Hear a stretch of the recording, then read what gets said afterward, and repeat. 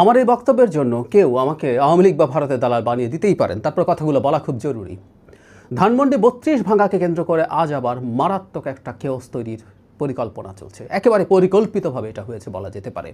শেখ হাসিনার মামলার রায় পড়া হচ্ছে।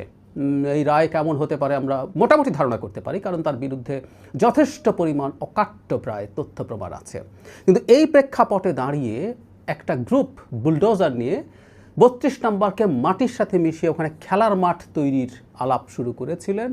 তারা যখন সেখানে গেছেন তাদেরকে ছত্রভঙ্গ করেছে পুলিশ এবং সেনাবাহিনী।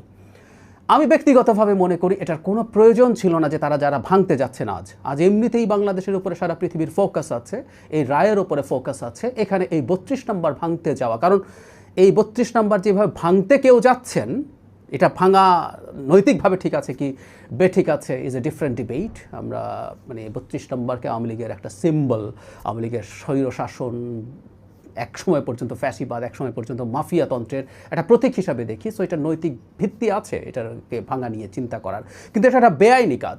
এটা হলো সবচেয়ে জরুরি কথা। সুতরাং আইন শৃঙ্খলা রক্ষাকারী বাহিনী সেই বেআইনি কাজটা প্রোটেক্ট করারই কথা, তারা সেটা করতে গেছেন, করেছেনও।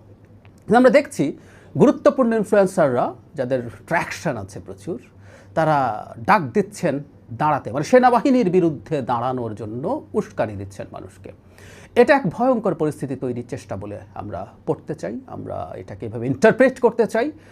জনগণের কোনোভাবেই উচিত হবে না আজকের এই দিনটাকে বিতর্কিত করা। আজকে যদি এটা হয় যে জনগণের পর এখন আইনশৃঙ্খলা রক্ষাকারী বাহিনী, বিশেষ করে সেনাবাহিনীর বিরুদ্ধে দাঁড়িয়ে তাদের সাথে সংঘাতে জড়ান এবং সেখানে কোনো জানমালের ক্ষয়ক্ষতি হয়, সেটা আমাদের এই আজকের দিনটাকে কলঙ্কিত করবে এবং আজকের দিনটার ফোকাস নষ্ট করে ফেলবে শেখ হাসিনার বিচারকে।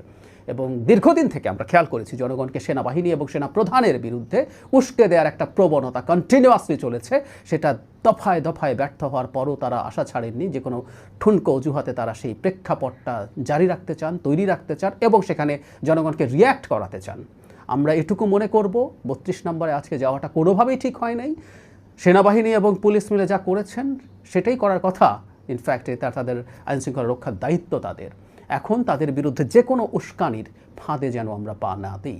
এটা আমাদের দেশের স্টেবিলিটির জন্য, সাস্টেইনেবিলিটির জন্য খুব বড় ঝুঁকি তৈরি করবে। আমরা একটা নির্বাচনের দিকে এগিয়ে যাচ্ছি, নানা রকম সংকটের পরও এটাকে বানচাল করার চেষ্টা এবং ষড়যন্ত্র অনেকে করছেন।